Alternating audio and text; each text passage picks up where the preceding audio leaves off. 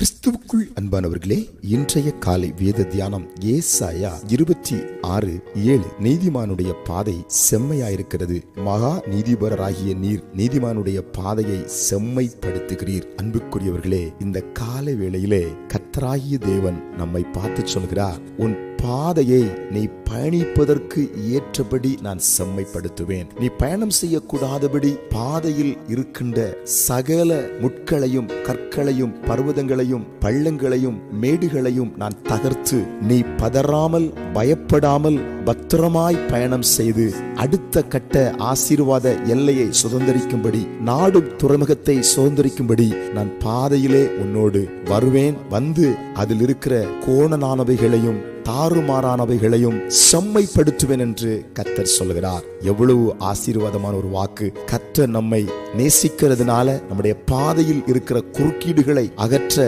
அவர் சித்தம் கொள்கிறார். ஆமென். பாதையில் ஒருவேளை மனிதன் கற்களை வைத்து அடைத்திருக்கலாம், பாதையில் ஒருவேளை சாத்தான் தன் தந்திரங்களை வைத்து அடைத்திருக்கலாம், ஒருவேளை சூனியங்கள் மந்திரங்கள் பாதையை அடைத்திருக்கலாம். எந்த சூழ்நிலையை பாதையை அடைத்தாலும் பாதையை திறந்து பாதையை சரிப்படுத்தி செம்மைப்படுத்தி நம்மை பயணிப்பதற்கேற்ற சூழ்நிலையில் நம்மை பக்குவப்படுத்துகிற நம்மை பலப்படுத்துகிற கர்த்தர் நம்மோடு இருக்கிறார். ஆமென். ஒன்றே ஒன்று, நாம் நீதியை விரும்பி செய்ய வேண்டும், நீதியின் வழியிலே நடக்க வேண்டும், நீதிக்கேற்றவைகளை சிந்தித்துக் கொண்டிருக்க வேண்டும். இதைத்தான் கர்த்தர் விரும்புகிறார். நாம் நீதிக்கேற்ற காரியங்களை செய்ய ஆயத்தம் என்றால் நம்முடைய பாதையை செம்மைப்படுத்த கர்த்தர் ஆயத்தமா இருக்கிறார். ஆமென். ஜெபிப்போம். எங்கள் பரலோக பிதாவே, நீதியை செய்கிற மக்களுக்காக நீர் இறங்கி வந்து பாதையில் காணப்படுகிற சகல குளறுபடிகளையும் மாற்ற வல்லவர் என்று எங்களுக்கு காலை வேளையிலே வாக்குத்தத்தம் கொடுக்கிறீர். இப்பொழுதும் ஜெபத்தில் இணைந்திருக்கிற பிள்ளைகளுக்கு பாதைகளை செம்மையாக்குவதற்காய் ஸ்தோத்திரம். இயேசுவின் நாமத்தில்